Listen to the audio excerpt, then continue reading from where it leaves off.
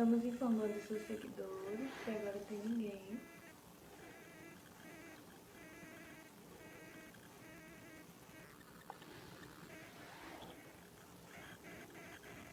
Continue, estamos chamando mais seguidores. Já tem alguém entrando ali. Se quiser começar, já tem uma galerinha. Boa noite a todos, boa noite a todas. Prazer estar aqui novamente com vocês, né, nessa nossa nova live de terça-feira. Nós estamos fazendo lives toda terça e quinta-feira às 20h30, né, principalmente nesse período de pandemia, onde as pessoas estão muito recolhidas em casa, até para quem está a fim de fugir de jornal nacional, né, dessas coisas todas. E essas lives são feitas, né, numa parceria do Instituto Olhos da Maçã e do Grupo Jungianos de Brasília. Um abraço a toda a galera aí que vem acompanhando. Né? Depois nós postamos essas lives no YouTube, então entra no nosso canal, curte o nosso canal, se inscrevam no nosso canal, tá? E manda pra frente. O tema de hoje, galera, é um dos temas para mim mais importantes da nossa atualidade. Eu vou falar sobre a nossa experiência com relação ao fanatismo. A gente tem um problema hoje na sociedade pós-moderna, principalmente no Brasil, a gente tem um índice estatístico meio complicado, porque a gente teria que falar que 56% da nossa população atualmente está fanatizada. Aí você fala, poxa, mas um número tão alto, tão complicado. Sim, é um número alto e um número complicado. E eu já escrevi bastante coisa sobre isso, né, nos artigos que a gente escreve para jornal, para revista. No início do ano, na campanha do Janeiro Branco, a gente falou bastante sobre fanatismo como um problema de saúde pública, um problema de saúde coletiva, um problema de saúde mental na nossa sociedade atual. E o fanatismo, gente, a gente vai começar primeiro conceituando o que é o fanatismo. O fanatismo, ele advém de uma rigidez na personalidade. E essa rigidez, ela perpassa por uma coisa chamada teimosia. Fanático é aquele chato que não quer aprender, ele não quer pensar diferente, ele é rígido nas ações, nas atitudes. E isso cabe no desporto, na religião, na política. Tá? E essa rigidez, ela compromete significativamente a personalidade. Eu falo que o fanático ele não vai aprender nunca. Tá? Ele é aquele tipo de pessoa, primeiro, que ele já tem certeza que ele já sabe. O fanático é uma pessoa que está com o ego inflado, se achando, né? Ele jura que é o rei da cocada, que ele sabe mais do que todo mundo está errado. E o mais incrível do fanático é que ele perde totalmente a capacidade de dialogar, de trocar, de aprender, de interagir. Tá? Então, por aí vocês imaginam a encrenca que uma pessoa fanatizada vira para toda a sociedade. Eu tenho um amigo meu que faleceu há pouco tempo atrás, há 2 anos, né? Pastor Gil, era aqui da igreja presbiteriana. O Gil não saía aqui de casa, né?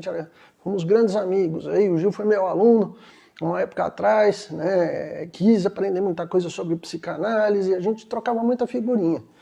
E eu não esqueço do pastor Gil falando, Jorge, eu tive que expulsar essa semana da igreja uma criatura, tá? Uma moça que estava insuportável aqui dentro.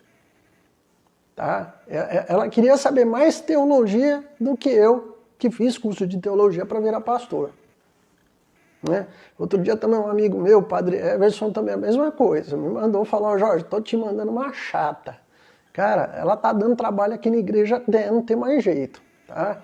Porque o fanático, gente, ele tá às vezes tão inflado, tão se achando, que ele começa a achar que ele é mais do que organiza as coisas. Ele sabe mais que o presidente, ele se auto-intitula filósofo, ele sem fazer psicologia, ele jura que é psicólogo. Isso tudo, gente, vai virando um problema de caráter muito complicado. Né? Principalmente porque a pessoa que está fanatizada, ela passa a viver uma rigidez, uma dureza, uma discrepância com a realidade, beirando uma psicose. Ela cria um universo de fantasia e ela passa a querer ir morar nesse universo de fantasia. E você quer cair numa encrenca, galera, que você está me vendo aqui, né? Você quer caçar encrenca com um fanático, tá? Fala que o que ele está falando não tem nada a ver com a realidade, para você ver. O que é que ele faz com você? Ele te joga do 10º andar. Ele não aceita que nunca que ele está errado. Tá? Aí ele vai brigar com o pastor, briga com o padre, briga com o presidente, né? Briga com o ministro, briga com... e, infelizmente, essa questão do fanatismo, ela tem uma característica muito semelhante à da psicose. Tá? Uma alienação muito grande com a realidade, uma não percepção do aqui e agora. O fanático ele não consegue lidar com a realidade.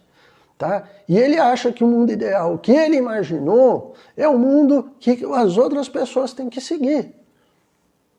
Tanto é que isso passa a ser complicadíssimo até na nossa sociedade, por exemplo, na nossa política. Eu vi pessoas fanatizadas com a esquerda de um jeito horroroso, tá? E ficando radicais de um jeito que passaram a ser muito complicadas, porque você não podia fazer crítica nenhuma às coisas erradas que às vezes o partido dela estava fazendo. Aliás, eu como crítico, como escritor que é crítico, como um colunista que sou crítico, galera, já me xingaram de tudo nessa vida por causa disso. Eu sempre fui crítico do Estado brasileiro, né? Eu sempre quis defender o direito da nossa população. E como profissional de saúde que está lidando com a saúde coletiva, né, a saúde mental da população, você vê os erros sendo cometidos. E a galera não tem humildade de pegar a crítica que podia ser construtiva e trazer isso para uma reflexão, numa meia-culpa. Fala, não, ó, a gente está falando isso aqui, vamos melhorar. Não, não rola. O fanático não quer escutar crítica, ele não escuta crítica.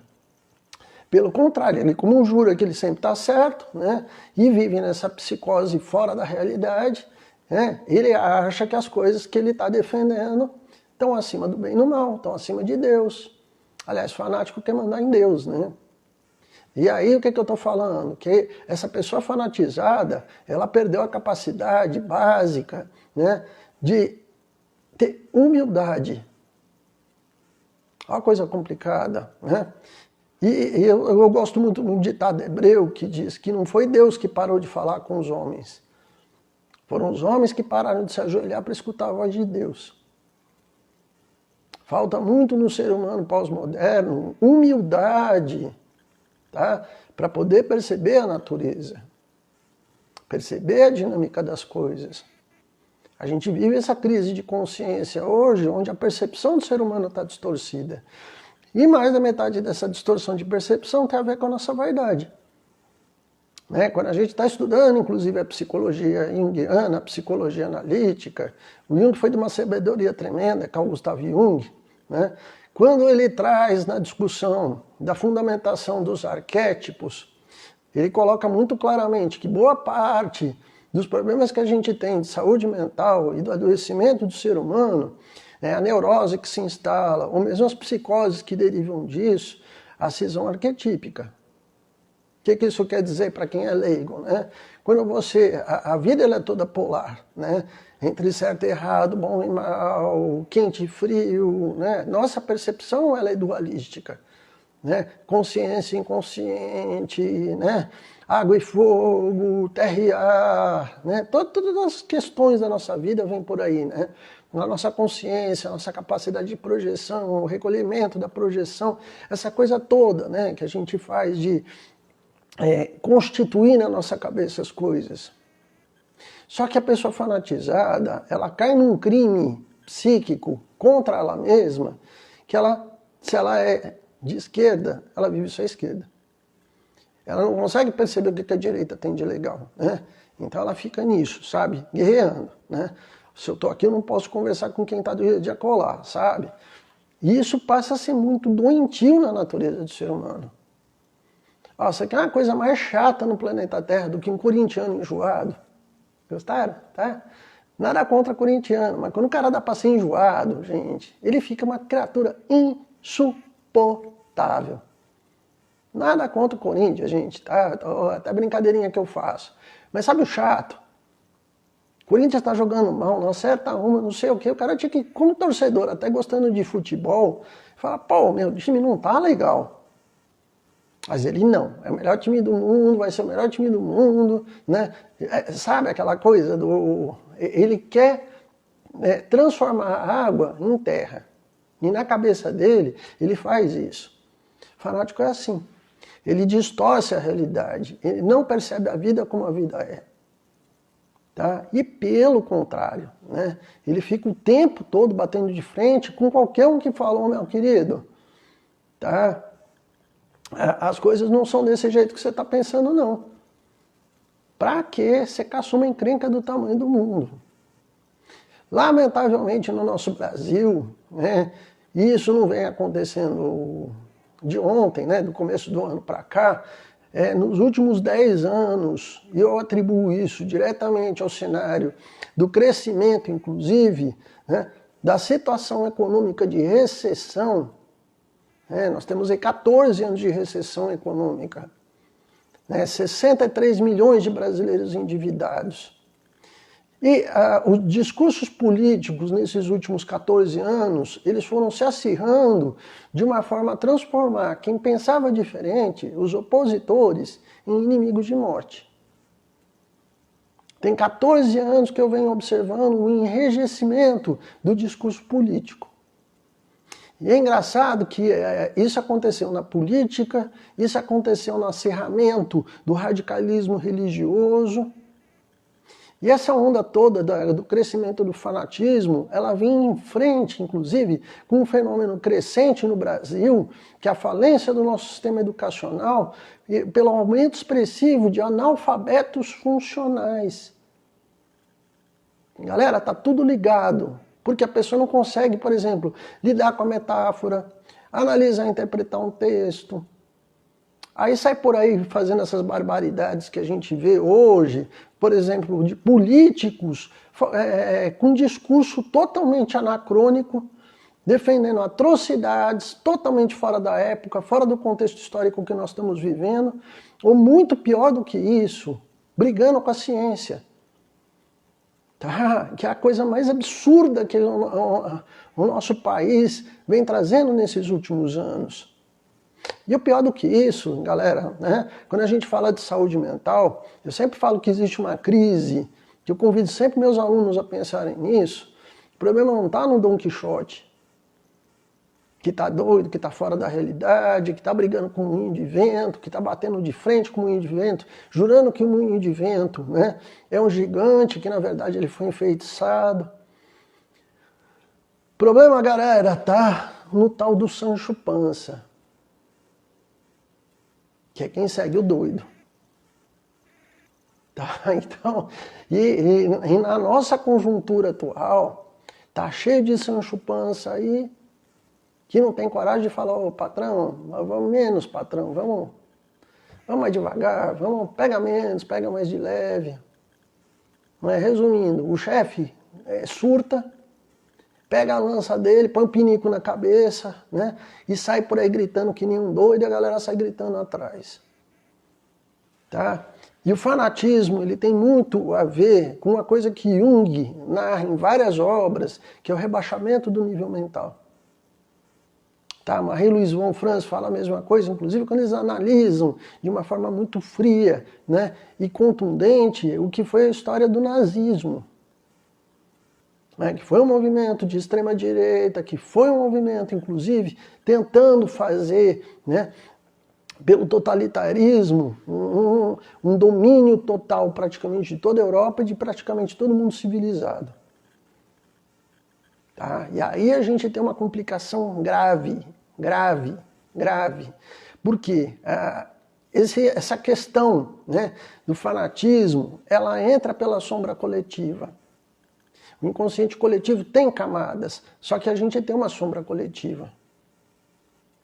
E aí a raiva toma conta. Porque a gente tem uma população, inclusive, né, que está muito suscetível a ter raiva. A gente está falando de Brasil que não tem distribuição de renda. A gente está falando de uma dificuldade prominente que está em toda a população. Um sentimento de injustiça que é diário.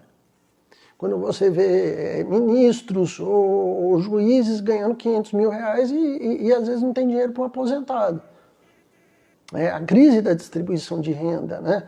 Isso tudo gera esse processo psíquico, inclusive, que ele é muito forte, né? De raiva, de revolta, de mágoa, de frustração, de ruptura com as chances que você podia ter na sua vida de crescimento. E aí esse sentimento coletivo que vem acontecendo já há muito tempo traz, né, como efeito colateral exatamente essa polarização, esse fanatismo, tá? Essa coisa absurda que é a perda da capacidade de consciência crítica, entrando inclusive num cenário de uma alienação muito forte, tá? Uma condição inclusive na qual as pessoas não conseguem mais dialogar, questionar, trocar, escutar posicionamentos que são diferentes, né? Só que aí a gente começa a ter um problema gravíssimo na sociedade. Porque se eu não dialogo com quem pensa diferente, tá? Eu não vou conseguir aprender. Por exemplo, na política, isso vai ser grave porque você começa a não mediar. Tá? E a política é uma arte de agregar. Tá? Um presidente, um governador, ele tem que dialogar com partidos de centro, de esquerda, de direita. E aí, você não vai dialogar com a tua oposição? Você não governa. É simples assim. Que a arte da política ela é uma arte de troca, né? Só que isso não vale só para a política. Isso vale para a nossa vida cotidiana. Você vai ter na sua família pessoas que pensam totalmente diferente. Mas você pode sentar com essas pessoas e de uma forma diplomática, de uma forma coerente, ter troca. Sentar com elas, bater um papo, aprender com elas, tentar entender o que é essa diferença, até para você poder reafirmar sua identidade. Falar, ó, eu sou diferente disso. Né? Eu não preciso fazer o que todo mundo faz igual a todo mundo faz. Inclusive, um dos grandes pulos do gato da nossa psicologia analítica, do trabalho de Carl Gustav Jung, foi exatamente esse. Né? De trabalhar a consciência do ser humano, trabalhar a percepção de identidade e, dentro disso, trabalhar a coisa mais rica que nós temos, que é o sentido de vida.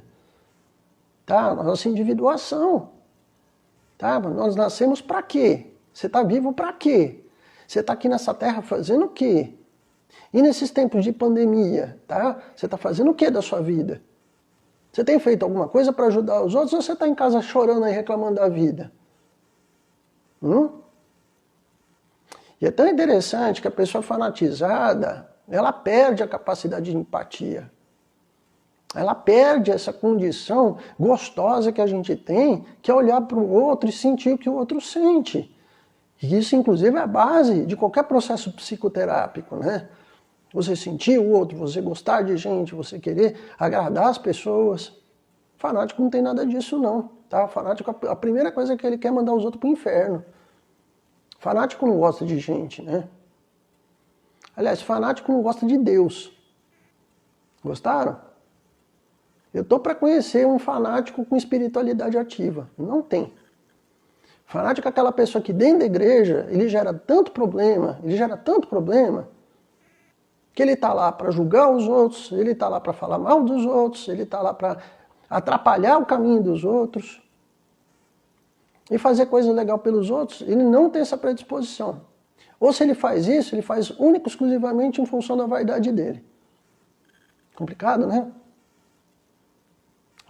Mas infelizmente, e a questão do fanatismo, galera, eu bato muito numa tecla. É um problema de saúde mental que a gente não quer ver. A nossa política está destruída por causa de gente fanática. Tá? O nosso desporto está complicado, que hoje você não tem mais segurança de ir no estádio assistir um jogo de futebol por causa do fanático. Igreja está um saco, que às vezes você vai na igreja para rezar, para comungar, né?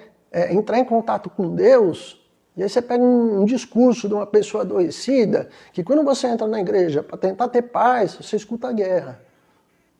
Você escuta falar de dinheiro, Satanás. E aí é espírita falando mal de católico, que fala mal do protestante, que fala mal de protestante, fala mal de todo mundo. Pô, e de crescimento. O que as pessoas estão te oferecendo de verdade?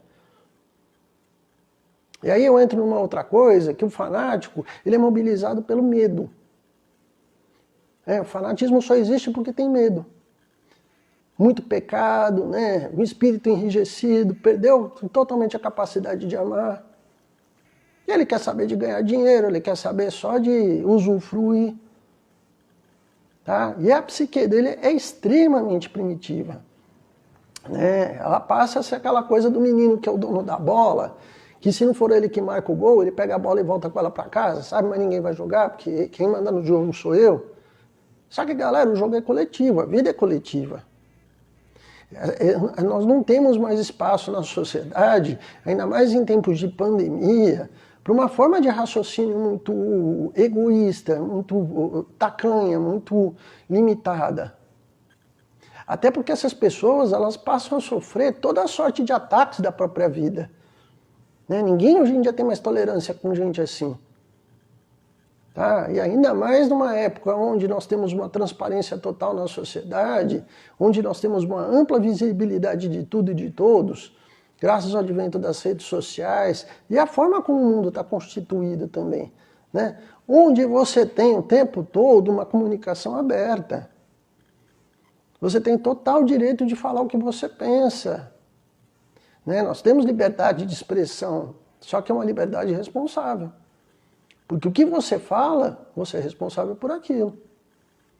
O que você afirma, você é responsável por aquilo. E aí, você está disposto a pagar esse preço?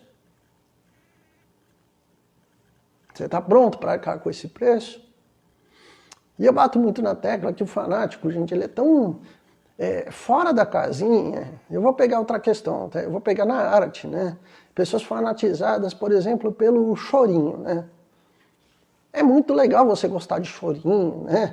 As melodias refinadas, um cavaquinho bem tocado, né? Outros instrumentos, mas, cara, não dá para viver escutando só chorinho. Entende? Tá? E a rigidez, essa cisão arquetípica, né? Esse rompimento, é muito complicado, porque de repente você quer chamar o teu amigo que gosta de chorinho para ir num samba. Ele não vai.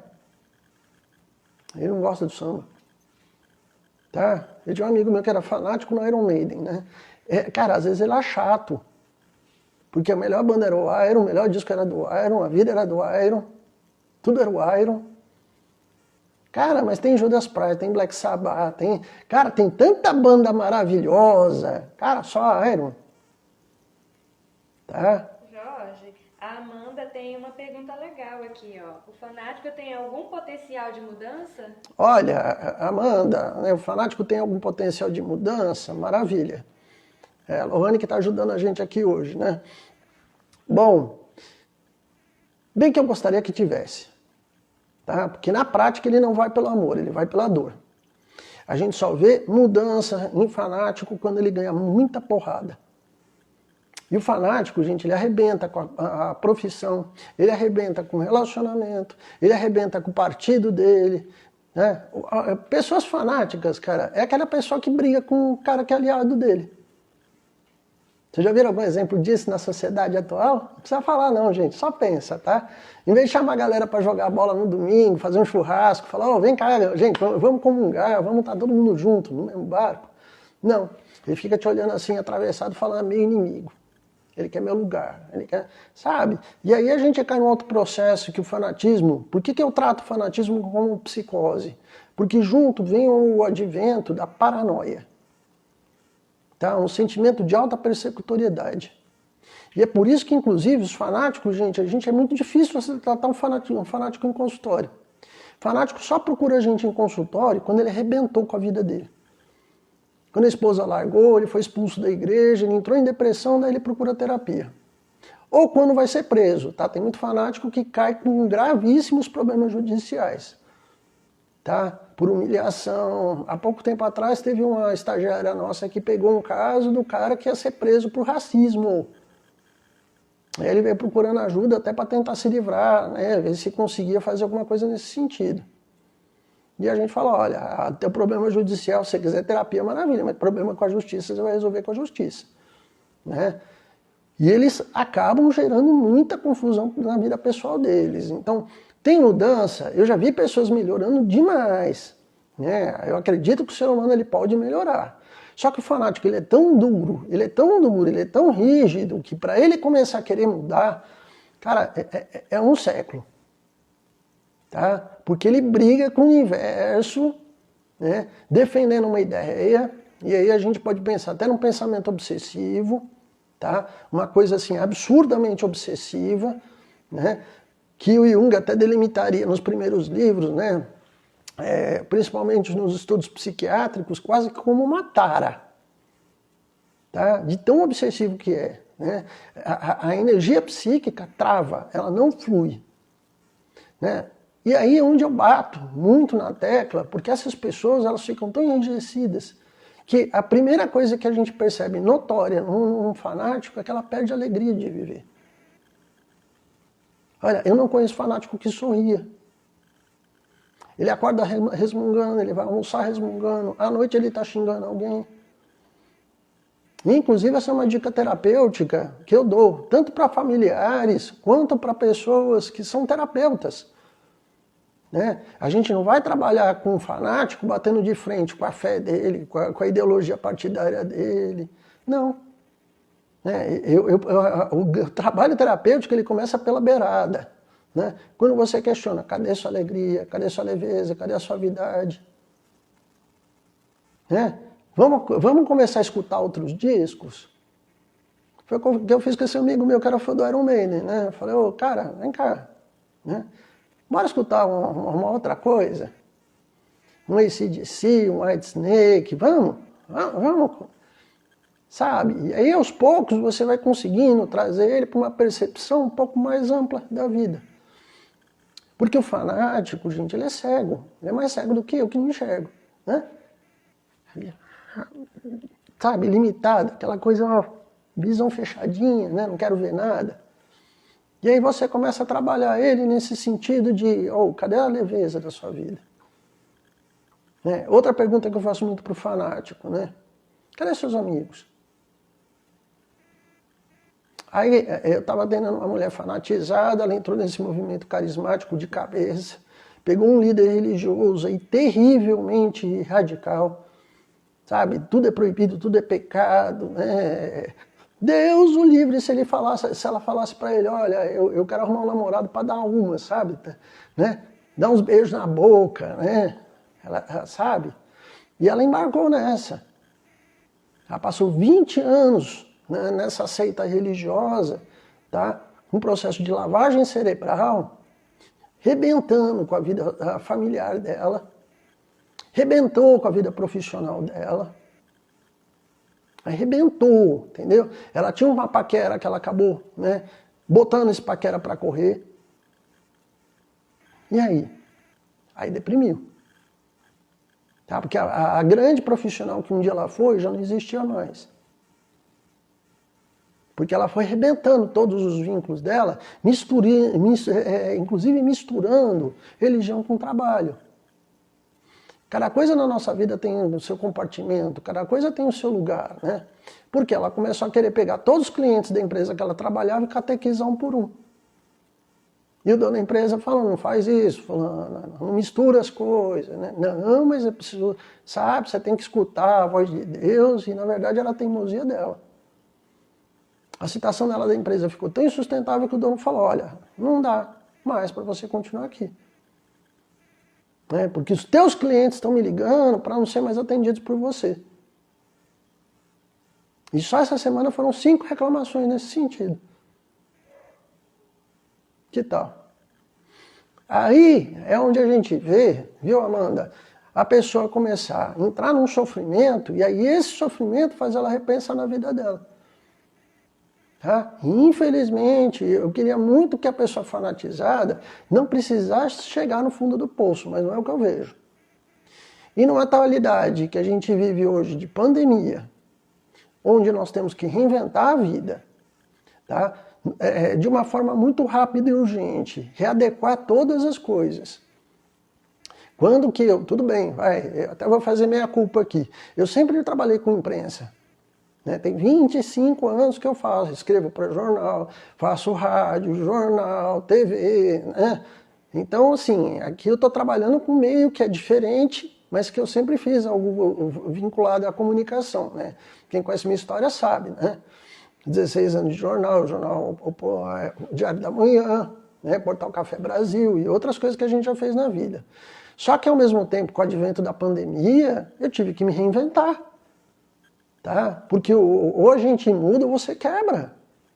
É simples assim.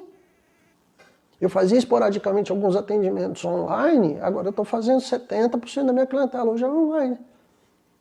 E não tem acordo não, galera. A gente tem que dar beijo na tecnologia e agradecer que ela existe. Até porque a gente não sabe quanto tempo isso vai estar durando. Então, ou você tem flexibilidade, maleabilidade e age, ou você quebra. E aí passa a ser engraçado, porque na sociedade, né, a pessoa fanatizada ela é de uma rigidez que ela não quer abrir. Tá? Ela está fechada. E ela está fechada nela mesma. Nas ideias preconcebidas que ela tem. Né? E isso a gente tem que tomar muito cuidado, tem que ter muita cautela. Por quê? Né? A gente fica falando muito desse processo... Jorge, a Gen Brito está perguntando o que é que leva uma pessoa ao fanatismo? Olha, é tão interessante, é um processo de psicose. Né, Jean, eu falo muito isso. Tá? E como é que surge uma psicose? Quando você se distancia da sua consciência. Tá? Quando você começa a não utilizar a consciência. E a nossa consciência ela é polar. O Jung traz muito isso quando ele descreve, principalmente na obra Tipos Psicológicos, volume 6 das Obras Completas, que é um trabalho que Jung gastou depois que ele rompeu com Freud em 1912, né, que ele publica Metamorfoses e Símbolos da Libido, né, símbolos de transformação. Ele gasta mais de 10 anos estudando a consciência humana, né, trabalhando no sentido de qualificar, né, a estrutura do que a psicanálise antes chamava de ego. Né? Que legal, né? E o Jung entra nisso a fundo, né? Inclusive é uma das obras mais eruditas e densas, né?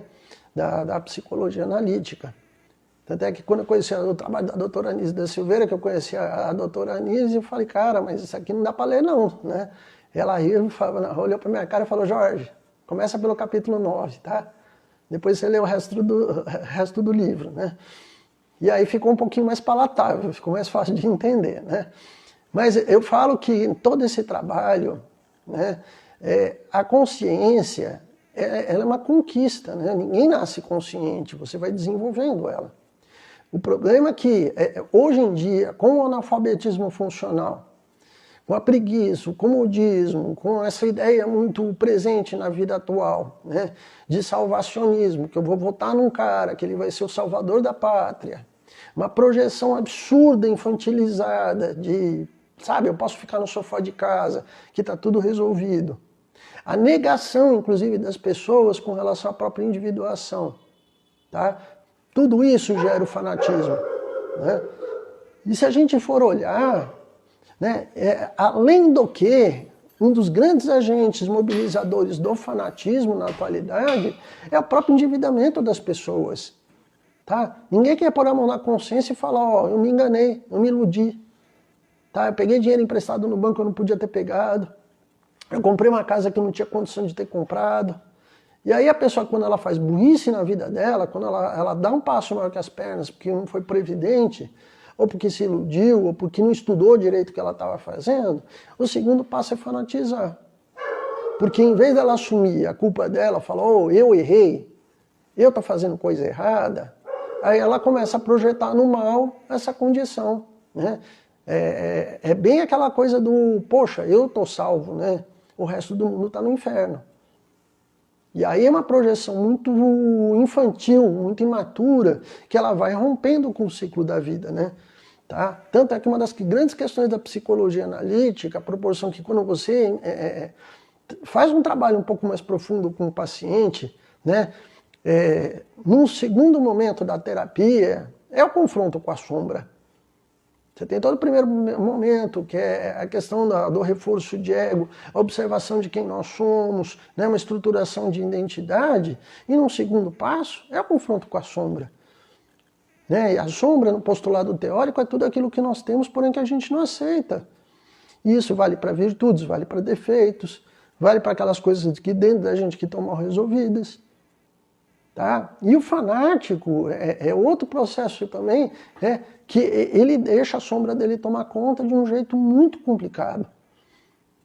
Tá? E a sombra, a identidade dele passa a ser sombria. Porque ainda você chega para ele e fala, oh, você está fanatizado? Ele fala, eu não.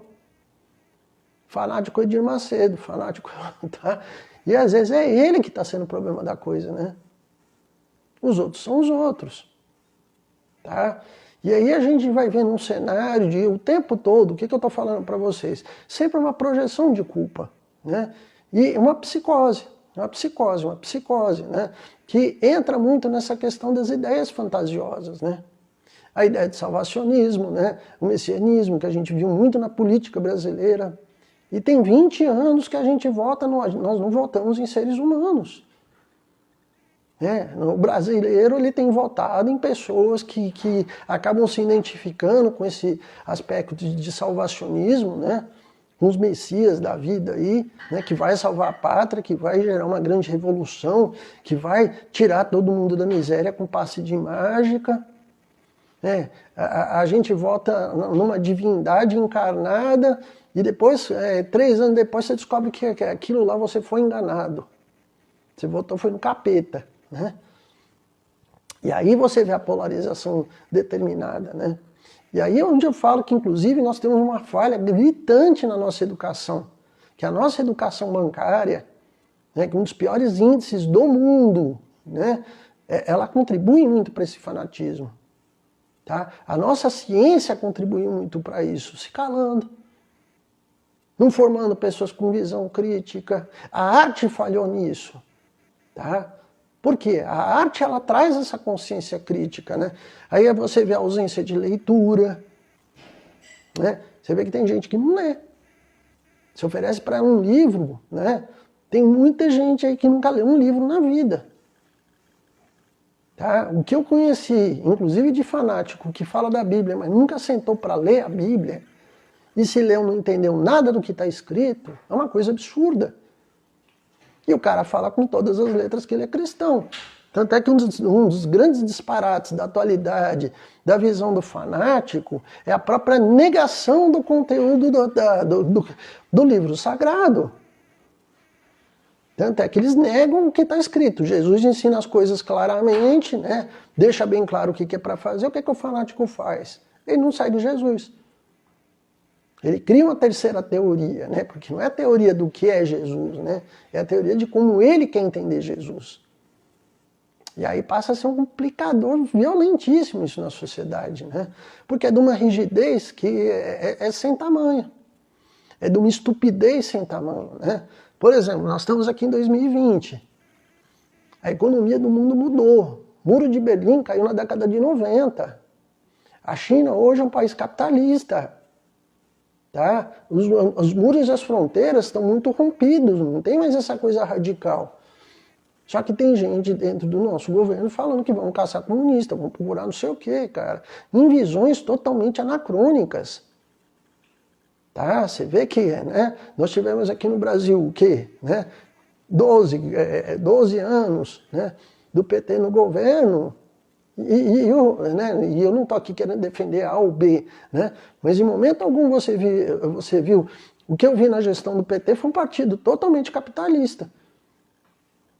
Não teve nada de esquerda radical.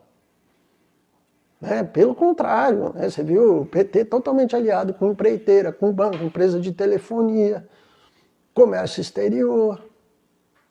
Então você vê que o mundo é outro, né? Mas de repente o fanático ele não consegue perceber que a realidade do mundo é outra.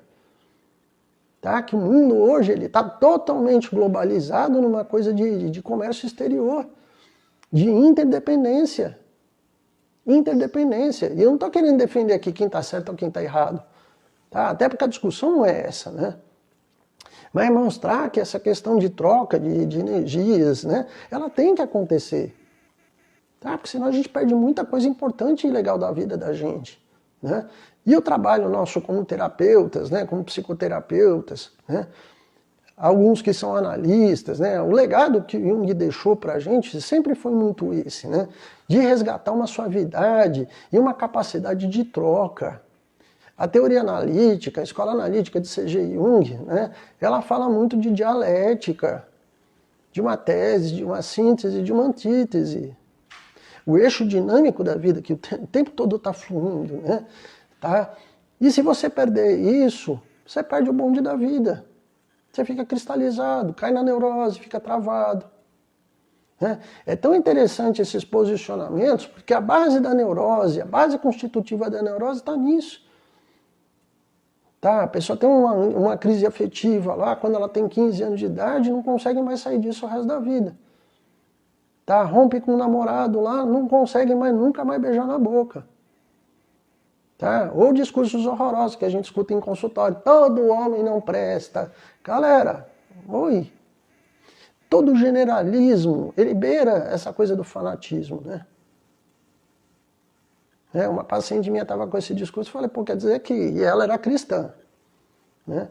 Eu falei, que meu Deus, né? Nenhum dos profetas prestou e Jesus não prestou, não presta? Não era isso que eu quis dizer, não. Eu falei, ué, mas você acabou de falar isso.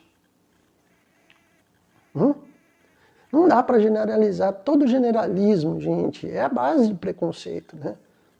Porque você destitui, até dentro do processo de generalizar, o indivíduo, a pessoa. E no nosso mundo tem muita gente muito boa, em todos os partidos. Eu tenho um grande amigo que é da extrema-direita, a gente bate altos papos, e é um intelectual. E que, inclusive, está morrendo de vergonha de coisas que ele vê por aí. Tá? E é muito legal, sabe? Aqui em casa, às vezes aqui no instituto, a gente recebe pessoas de todas as religiões. É pastor, é padre, é pai de santo. E vamos trocar ideia todo mundo, vamos crescer juntos. Eu gosto muito dessa ideia do ecumenismo, sabe? De poder aprender com quem pensa diferente, de integrar, de trocar. Né? De afeto, sabe? Que acho que é isso que a gente tem que discutir, né? Não é quem tem razão.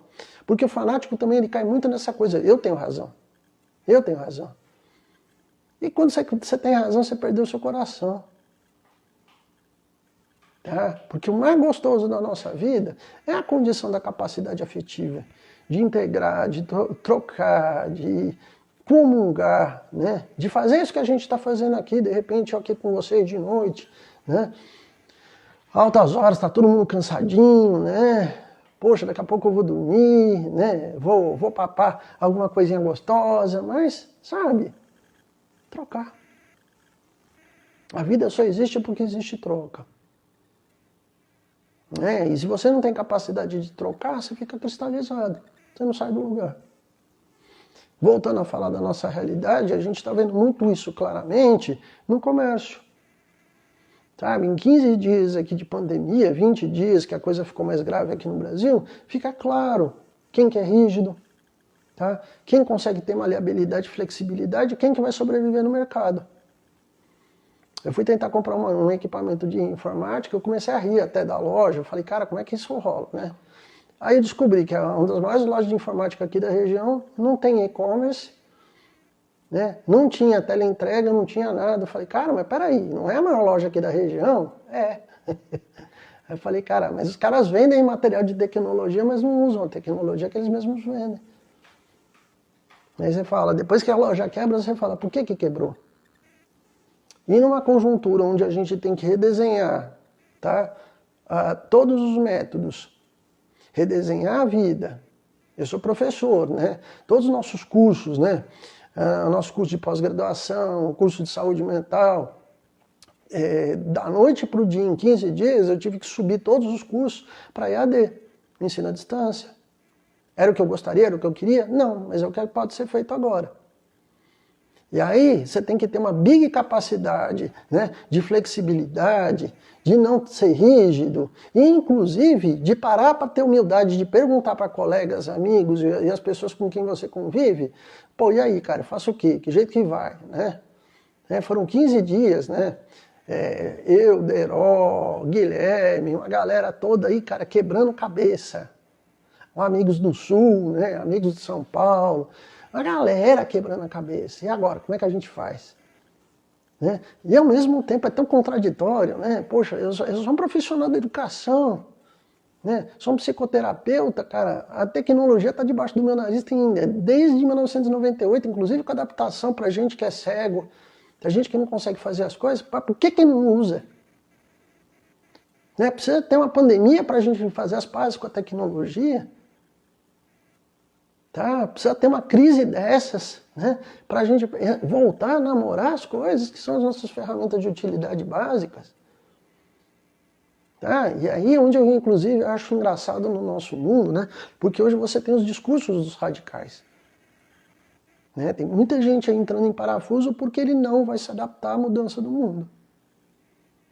Só que, economicamente, vão ser as empresas e as pessoas que vão quebrar. Porque ou ele muda, ou ele muda. Ainda mais no advento de uma pandemia que a gente não sabe. A gente sabe quando ela começou, a gente não sabe quando é que ela vai terminar. Pode ser que dure 2 meses, pode ser que dure 2 anos. E aí? Você está pronto para passar a fazer essa travessia? Né? Você tem flexibilidade para mudar teus hábitos, né? E poder, de um jeito saudável, reinventar a sua vida? E aí onde eu falo que a gente tem um colapso grande, que nós vamos perder muitas pessoas por causa exatamente desse fanatismo e dessa rigidez. Porque o fanático vai defender ideias absurdas, anacrônicas, tá? Ele vai inventar uma coisa, sei lá, chá de bombril para tomar, que ele ouviu não sei quem falando essa besteira, né? Vai negar a ciência. E a ciência falando, não tem comprovação disso, não faz isso que não vai dar certo, mas ele escutou não sei quem. Ou para não falar o absurdo que eu vi, que eu falei, cara, o que é um picareta na sociedade, né? Gente vendendo álcool gel ungido por R$500 o vidrinho. Aí você fala, cara, esse cara tá preocupado com o quê? Só com ganhar dinheiro. Ele não tá nem preocupado com quem que é essa pessoa que está em sofrimento, hein? Que cai em desespero, né? E acho que a gente que é terapeuta, a gente tem que estar muito cuidado com isso, inclusive até na nossa área. Tá? E é o que eu canso de falar, inclusive, com meus colegas, né? Nós adotamos uma abordagem, um jeito de trabalhar, mas isso não tem que ser idolatria. E eu cansei de falar para aluno meu, sabe? Cara, você vai estudar uma abordagem. Jung foi um cara genial, um cara com uma inteligência avançada, mas era um ser humano cheio de defeitos, né? Aí, por exemplo, agora a gente está vendo a série do Freud, que eu achei um barato, né?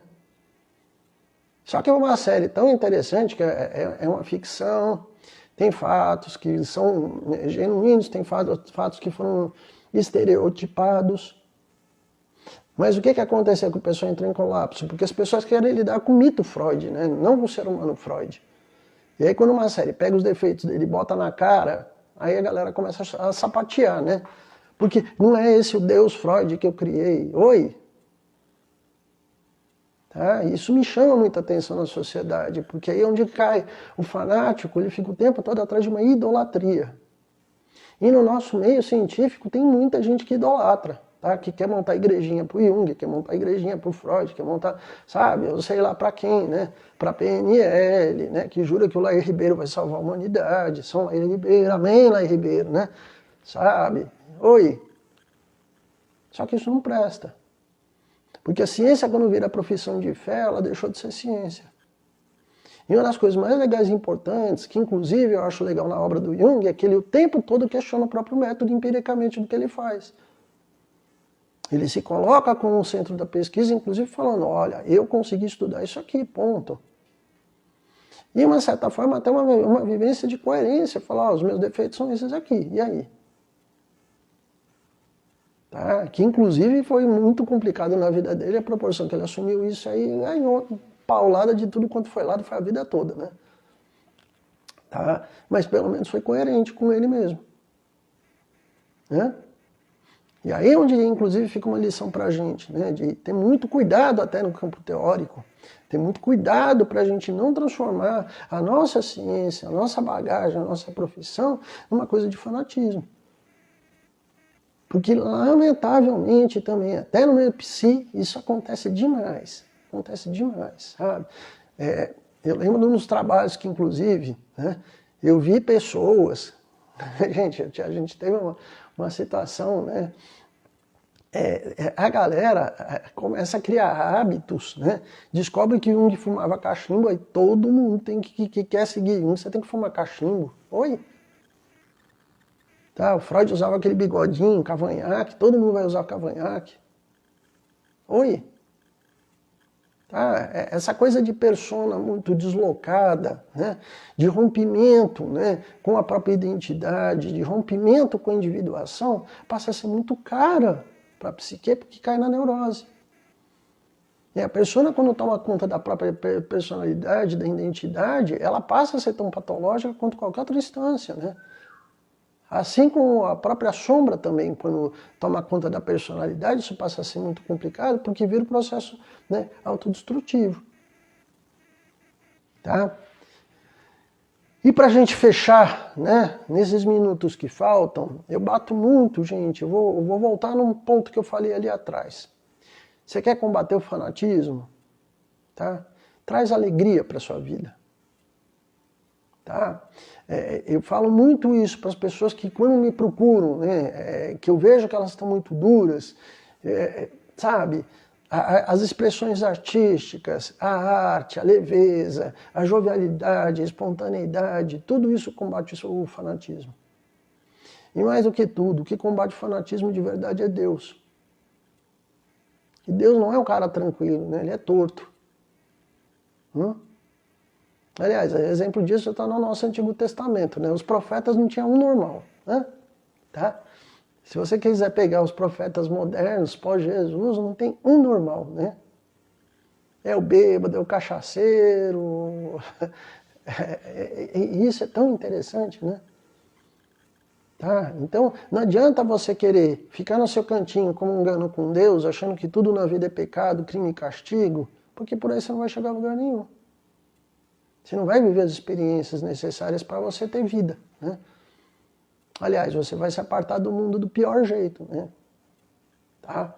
Então, trazer para a vida da gente alegria, trazer festa, trazer a suavidade, leveza. Eu sempre, quando estou escrevendo meus artigos, eu encerro falando aqui que qualidade de vida é ter paz de espírito. E acho que essa é uma coisa muito legal que a nossa escola ensinou para a gente, né? O Jung trouxe isso de uma forma muito bonita, né? Para quem lê, né?